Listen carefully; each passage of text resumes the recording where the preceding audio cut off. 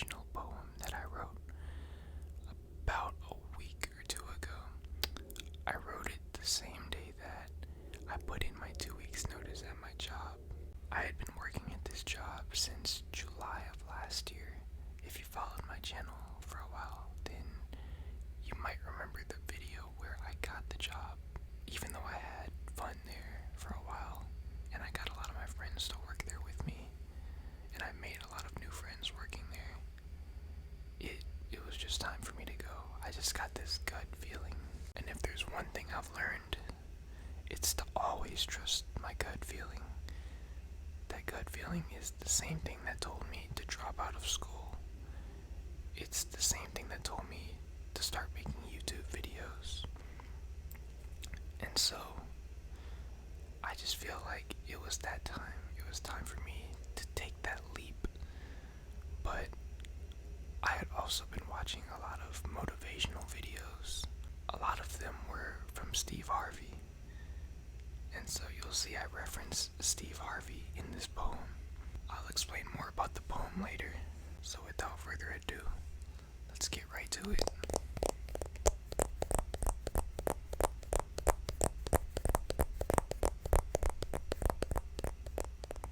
The title of the poem is Vision.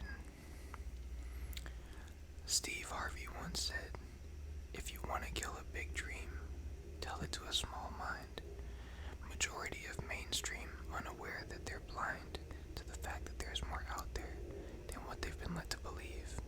But anyone can go anywhere. There's no limit to what you can achieve. Whether it's fame, fortune, or financial freedom, whipping that foreign, or fighting your demons, believe that you can do it. Don't you dare give in, because if you decide to quit, you'll never ever win.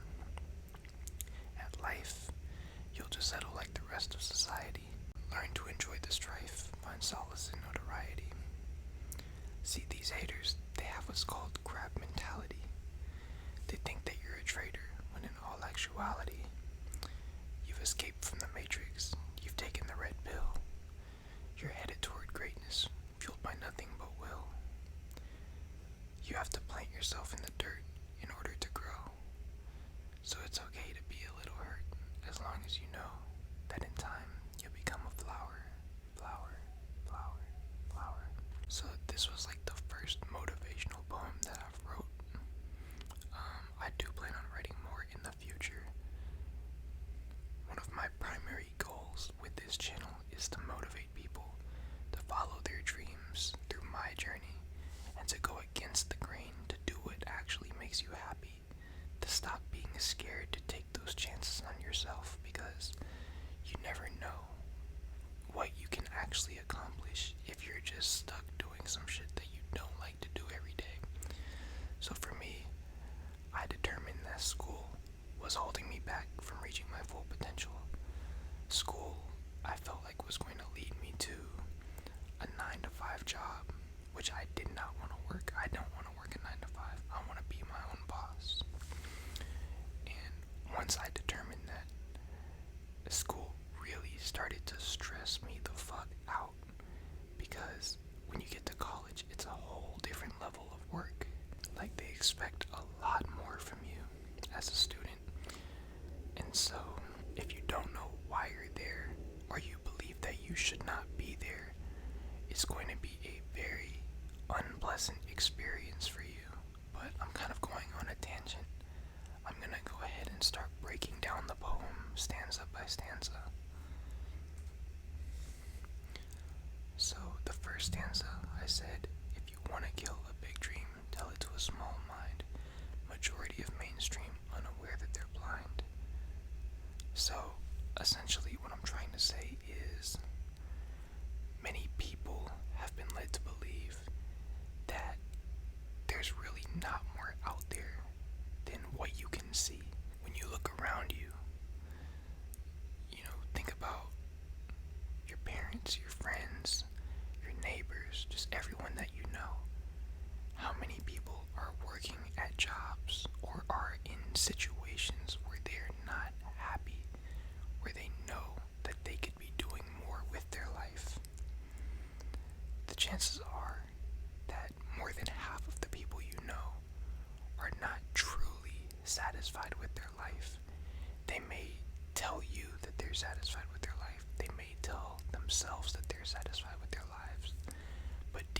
inside, they know that what they're doing is not why they're here. They're not meant to be doing what they're doing, and it's probably eating them alive. But when that's all you know is that lifestyle that you're living, you don't really question it. But once you do question it, you can't ever look at life the same way again, which is why I said you've escaped from the Matrix, you've taken the red pill. If you haven't watched the Matrix, basically, the red pill is like the all-enlightening pill. When you take the red pill, you reach true enlightenment. But there is one big stipulation to taking the red pill. Once you take the red pill, you cannot go back to the way that you were living before. Your mindset is completely different. You can't go from being red pilled to, living a normal life again, because you'll never be satisfied ever again. I was red pilled. Ever since I was red pilled, I can't look at life the same way anymore. I can't settle. I can't settle for less than what I know I'm here to accomplish, and I know I'm here to do big things. I just know it. Now for some people, a 9 to 5, that is doing big things, and that's okay, because we're not all here to do the same thing. If you're happy with that 9 to 5 lifestyle, with being in college, if you're happy doing those things, if you're happy flipping burgers at McDonald's, that's okay. Like, if that's what makes you happy. But that's not what makes me happy, and I can't do it. I tried to make myself do it, and it took the worst toll on my mental health. But anyways, going back up to the second stanza, to the fact that there's more out there than what they've been led to believe. But anyone can go anywhere. There's no limit to what you can achieve. Whether it's fame, fortune, or financial freedom, whipping that foreign, or fighting your demons. So, essentially, what I'm trying to say there is that anything is possible. You just have to believe that it's possible. That's one of the main reasons why I had to leave social media. There's so much negativity on there. There's so many people on there that don't believe that you can be successful. They try to mask it as being realistic, but realistic thinking gets you realistic results. That's the way that I look at life. I like to say that realism is really just a euphemism for pessimism, because that's all it is. If you don't have big dreams, if your dreams don't intimidate other people, then you're not dreaming big enough. I feel like so many people settle, and like I said, if you like that 9 to 5 lifestyle or whatever, that's cool. But do you really actually like it? You have to be honest with yourself. Are you settling? Why are you settling? You only get one chance to live this life as you. This is your only shot to be you. Do you really want to waste it settling for some job that you don't like, or for some situation that you don't like? I don't think that it's worth it. I think you should always take that chance on yourself and just have trust, have faith in the universe to take care of you, no matter what it is you want, whether it's good mental health or material items or anything else. You can do whatever the fuck you set your mind to. Never forget that. Don't listen to these people on social media that tell you that motivation is propaganda. They don't know what they're talking about. That is pessimism at its finest. Pessimism pretending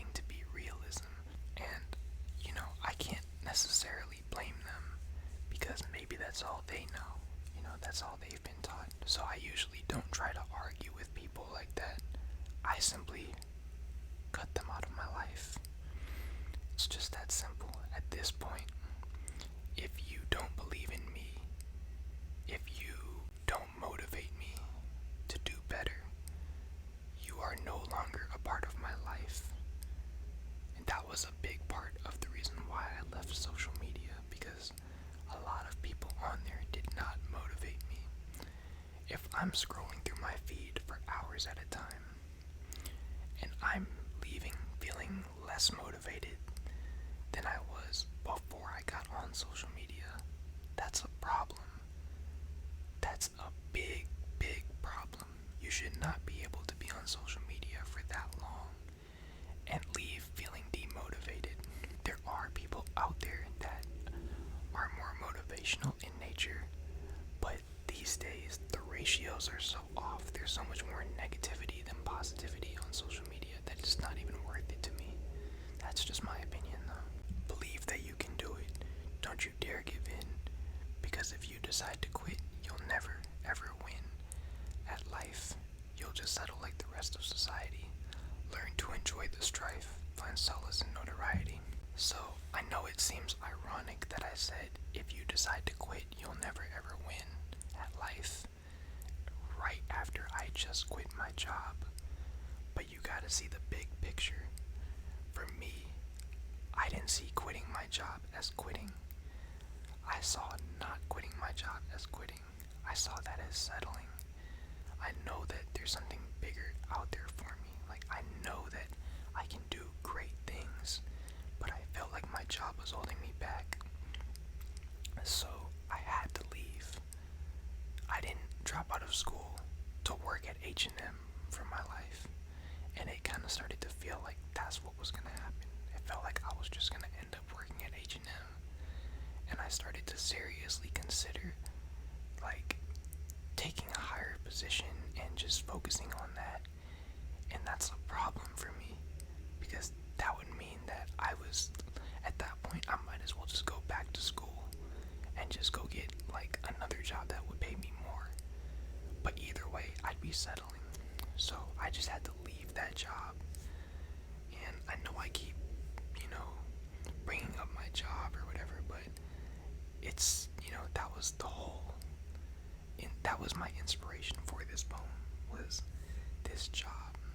It was basically me hyping myself up, giving myself that motivation that I needed. It was me redistributing the knowledge that I had gained from these motivational people back to myself. So when I said learn to enjoy the strife, find solace in notoriety, what I meant is that there are going to be people out there that hate on you. That's just, it is what it is. Every successful person has haters. Period. They will always find a reason to hate on you. But you have to learn to love it. I find so much motivation through people that hate on me.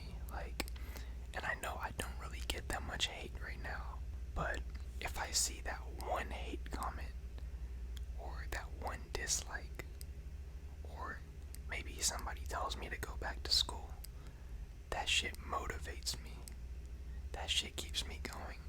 I'd like to think that my positive supporters motivate me for the short term, and my haters motivate me for the long term, because I love proving people wrong. So in the next stanza, I said, see these haters? They have what's called crab mentality. They think that you're a traitor, when in all actuality, you've escaped from the matrix, you've taken the red pill. You're headed toward greatness, fueled by nothing but will. Basically, what I'm trying to say there is that people see that you're doing some shit that you like to do, and they become jealous, and they envy you, and they want to pull you back into that miserable lifestyle that they're living. But like I said, you have to find solace in notoriety. You have to love it. You have to love when people hate on you. So in the last stanza, I kind of like broke off into something a little bit different. I said you have to plant yourself in the dirt in order to grow. So it's okay to be a little hurt, as long as you know that in time you'll become a flower. So I got that analogy from Harvey as well. He said that you have to think of yourself as like a seed in order to grow into a flower or a tree or whatever the fuck you want to grow into. You have to plant yourself in the dirt, and the dirt is like any adversity that you will face. You can't just put a seed on the ground and expect a tree to grow. You have to plant it in the dirt, and that dirt provides nutrients in the same way that adversity builds character. You become a stronger person. You learn to take the good with the bad. I'm willing to lose everything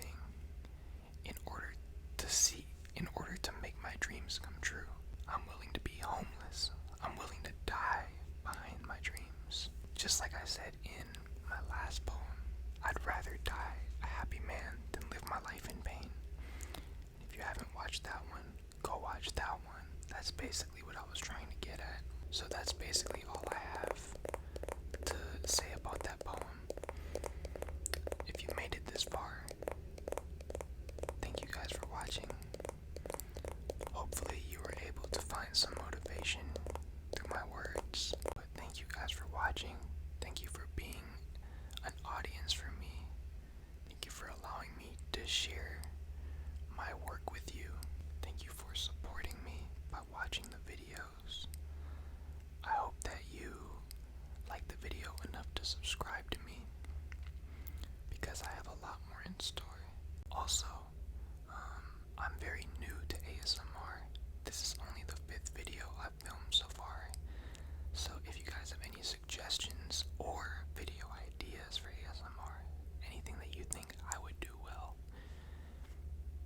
comment down below, or you can email them to me, hit me up, just, give me ideas, because I love doing the poetry stuff and I'm going to continue to do it, but I want to expand my content as well so that I can appeal to more people. I want to be able to appeal to a wide range of audiences. So, if anybody is more familiar with ASMR, then please give me tips. Help me out. Help me become better. But yeah, once again, thank you guys for watching. I love you.